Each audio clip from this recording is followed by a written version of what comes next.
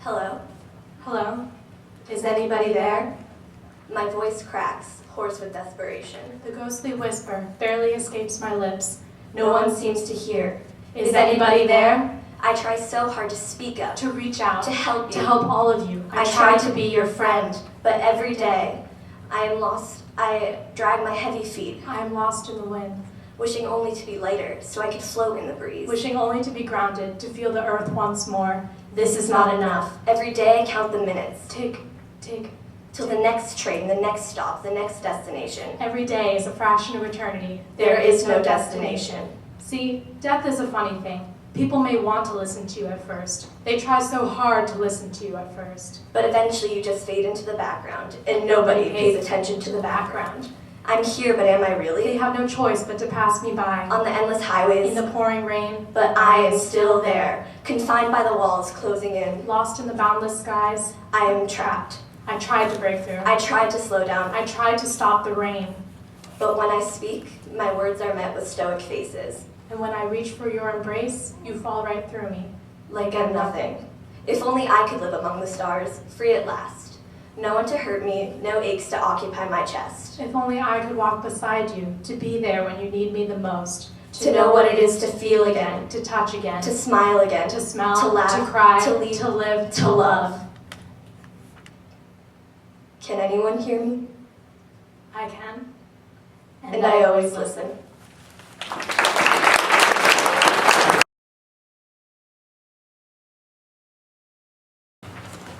Same Love. This was inspired by the Macklemore song, Same Love. Think, it's all the same. There is no difference here. We all love the same.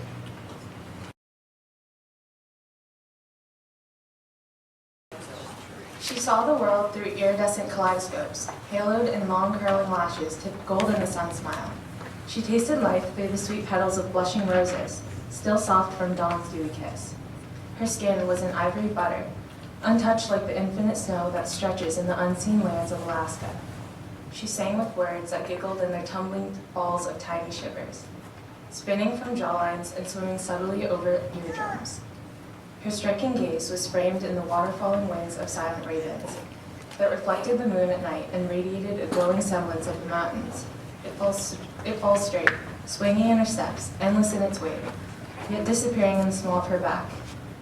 In the joyous moments she deemed worthy, between her upturned lips, she displayed all the stars of the universe, in square pearls placed in flawless line. Her touch could cure the most extreme disease, and the moisture beneath her palms was the god's wine.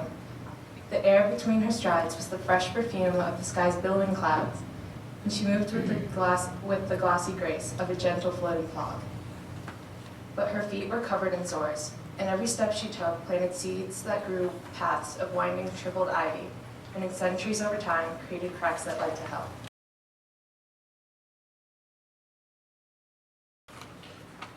For some reason, I feel inclined to write right now.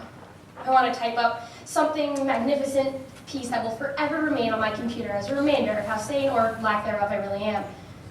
But I am hit with some serious writer's block. Unfortunately, this will turn out to be a horrible rant most likely, and it won't be magnificent, and all it will remind me of is how much I overreact and how I portray my life to be a poorly written soap opera.